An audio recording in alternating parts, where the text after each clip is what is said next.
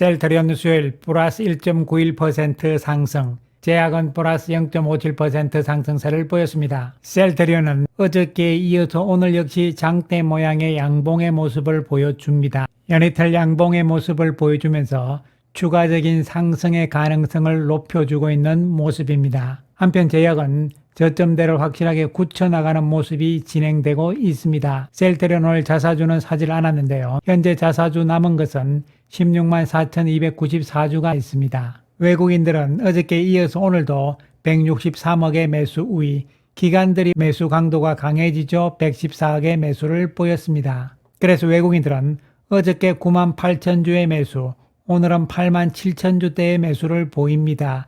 연이틀 매수 강도가 좋은 모습이죠. 한편 금융투자가 매수로 돌리면서요. 기관들도 전반적인 매수로 바뀌었는데 중요한 것은 연기금의 매수가 46,900주대로서 크게 증가하는 모습입니다. 금융투자는 우리가 단기적인 매매를 하기 때문에요. 그동안 꾸준히 팔았기 때문에 다시 매수로 바뀔 가능성이 있는 상황인데 중요한 것은 연기금과 투신인데요. 연기금은 드디어 오늘 매수 강도를 높이면서요.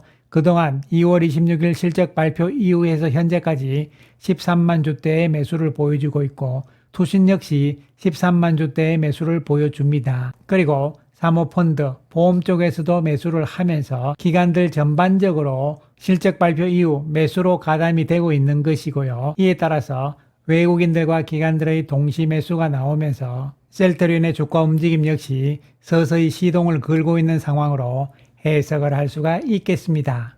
그리고 오늘 역시 장종의 움직임을 살펴보게 되면요. 출발하면서부터 9시 30분까지 외국인들이 23,797주의 매수로 시작을 시켰습니다. 그러면서 시작하자마자 주가가 올라간 것이죠. 시간이 지나면서 외국인 매수가 조금씩 늘어나잖아요. 그 이야기는 장종의 외국인들은 지속적으로 매수를 했다고 볼 수가 있는 것이죠. 이것은 외국의 창구의 움직임을 보더라도 알 수가 있는 부분인데요. 출발 시점에서 JP모간 창구에서 1172주가 매수가 들어오면서 메릴린치 그리고 모건 스탠리 쪽에서 아침부터 해서 계속적으로 매수가 들어온 것이죠. 여기 나오는 이탈 시간이란 것은요. 마지막 주문 시간입니다. 즉 다시 말씀드리면 모건 스탠리 창구를 통해서 들어온 매수 주문이 2시 54분의 마지막이었다 이런 이야기죠. 그러면 이 위에 있는 메릴린치 창구는 뭐냐면은 이것은 장 끝날 때까지도 계속 샀다는 이야기가 되는 것이죠. 그래서 오늘 하루 종일 장 중에는요. 모건 스탠리 창구와 메릴린치 창구에서 매수가 꾸준히 들어왔다고 볼 수가 있는 것이죠.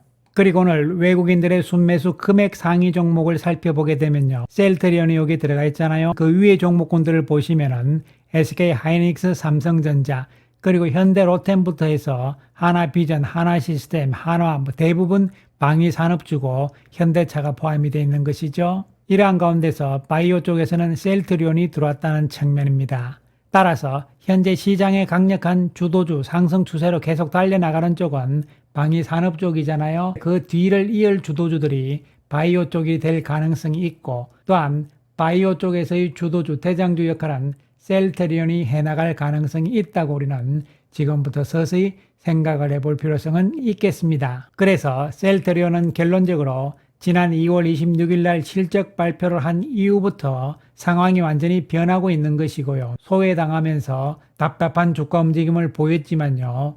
좋은 모습으로 변화가 되기 시작하고 특히 수급적인 측면에서 외국인에 이어서 이제는 본격적으로 연기금을 필두로 한 기관들의 가세가 시작이 됐다는 측면은 앞으로 주도주의 가능성을 한층 높여주는 대목이라고 볼 수가 있겠습니다. 이와 같이 최근 좋은 움직임 그리고 앞으로의 주도주 가능성의 핵심은 두 가지죠. 첫 번째로 가장 중요한 실적, 즉 영업이익이 올해는 큰 폭의 증가가 기대된다는 측면, 그리고 두 번째로 수급을 자극시킨 요인은 바로 비과세 현금 배당에 대한 부분이죠. 이에 대해서 이미 우리는 지난 3월 1일자 영상을 통해서 충분히 이야기를 한 바가 있습니다. 한편 오늘 BNK 투자증권에서 제약 바이오에 대한 보고서를 발표를 했는데요. 업종 보고서죠. 전체적으로 56페이지, 56쪽에 달하는 보고서인데 그 가운데서 핵심적으로 셀트리온과 관련된 부분을 살펴보기로 하겠습니다. 바이오 시밀러에 대한 이야기가 있는데요. 향후의 고성장세가 전망이 된다.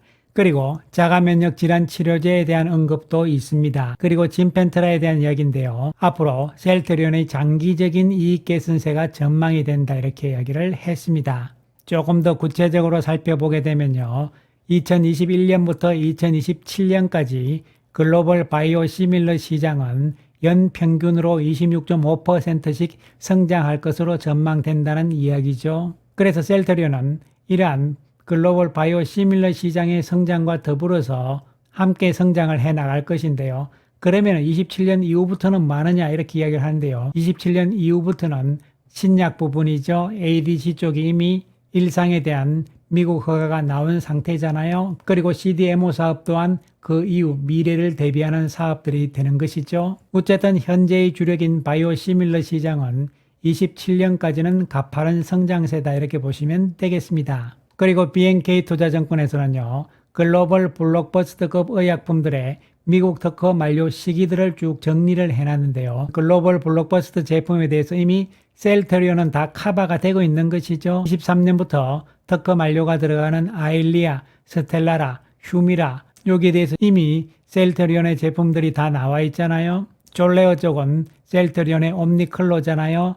얼마 전 미국에서 승인이 나온 것이고요. 유럽에서는 작년에 승인이 나왔죠. 그리고 25년 미국에서 만기가 되는 프롤리아에 대해서도 미국에 허가가 나와 있는 상태고요. 그 다음 28년에 가장 큰 시장이라고 볼 수 있는 키트루다가 있잖아요. 이 부분에 대해서 셀트리온은 현재 3상을 시작을 한 단계입니다. 그렇기 때문에 27년, 28년까지 바이오시밀러 쪽으로 셀트리온은 대부분 커버가 되고 있다 이렇게 보시면 되고요. 특히 셀트리온의 주력인 자가면역 질환 치료제 이쪽 시장이 꾸준히 계속적인 성장이 예상이 된다는 측면이고요. 전 세계 바이오시밀러 제품 가운데서 자가면역 질환 쪽이 가장 큰 시장이기 때문에 자가면역 질환 치료제 쪽에 셀트리온은 집중을 해왔던 것이죠. 그래서 여전히 자가면역 질환 치료제 시장 계속 성장을 하는데요. 이 자가면역 질환 쪽에서도 셀트리온은 대부분 커버를 하고 있는 상황이죠. 인플릭시맙 쪽은 우리가 잘 알다시피 렘시마에서 진펜트라가 되는 것이고요. 아달리무바온 유플라이마가 되는 것이고 그리고 인터루킨 쪽에서도 악템나 쪽은 셀트리온은 앱토즈마잖아요. 그리고 우스테키누맙 쪽에서는 스테키마로 셀트리온은 커버가 되잖아요. 이렇게 해서 대부분 면역 억제제 쪽에서도 커버가 된다 이렇게 보시면 되는 것이죠. 그래서 셀트리온은 현재까지 자가 면역 쪽에 집중을 하면서 바이오시밀러들을 계속 출시하면서 진행이 되어 왔고 또한 27년, 28년까지도 준비가 다 돼 있는 상황이잖아요. 임상이 계속 진행이 되고 있으니까요. 여기서 이제 블록버스터급으로 나오는 것이 일단 렘시마가 1조를 넘었잖아요. 그 다음으로 유럽에서 렘시마 SC가 기대가 되고 있고 그 다음 차례가 시간이 조금 더 필요하지만 진펜트라가 블록버스터가 될 가능성이 있지 않을까 생각을 해볼 수 있겠습니다. 그래서 셀트리온에 대해서 정리를 했는데요.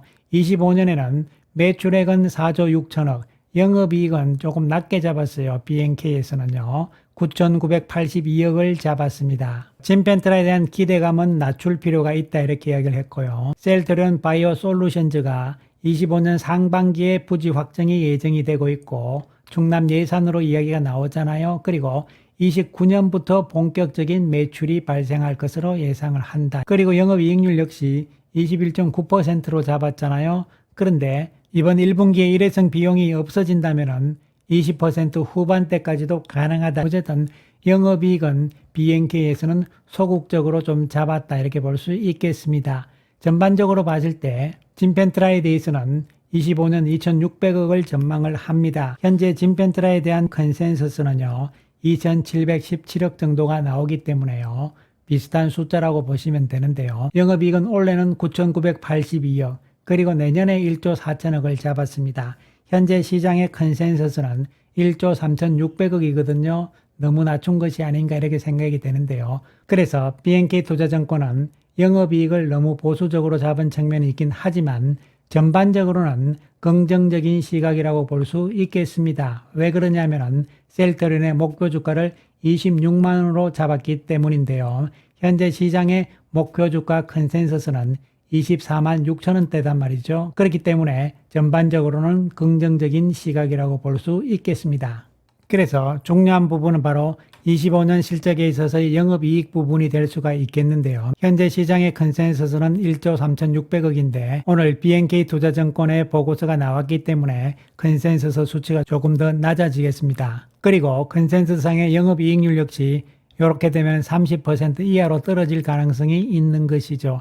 그런데 여기서 중요한 것은 24년 즉 합병 원년에 영업이익이 4,920억이었잖아요. 이것을 감안을 했을 때 영업이익이 2배 내지는 최대 3배까지도 성장 가능성이 있다는 측면은 주가에는 여전히 긍정적이다 이렇게 봐야 되는 것이고, 또 한 가지 비과세 배당 이 부분 역시 수급을 자극시킬 수 있는 긍정적인 재료라고 봐야 되기 때문에 실적과 수급 재료가 다 뒷받침이 된다 이렇게 생각을 하시면 되겠습니다. 따라서 단기적인 측면에서는 지금 19만 원 선대가 1차적인 저항대잖아요. 이것을 조만간 돌파할 것으로 보입니다. 내일 당장 치고 나갈 것이냐 아니면은 하루 이틀 쉬었다가 나갈 것이냐 이런 부분일 뿐인데요. 그렇게 해서 돌파를 하고 나서 약간 쉬겠지만요. 결국은 다시 20만 원대의 고점을 돌파를 시도하면서 현재의 시장 컨센서스인 24만 원대 진입을 충분히 시도하는 과정이라고 봐야 되겠습니다. 그래서 실제적으로 봤듯이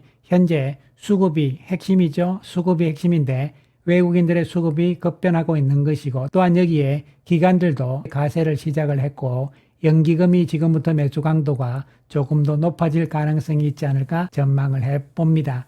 따라서 단기적인 흔들림이 있더라도 긍정적인 관점에서 셀트리온 보자는 말씀 드리겠습니다. 감사합니다.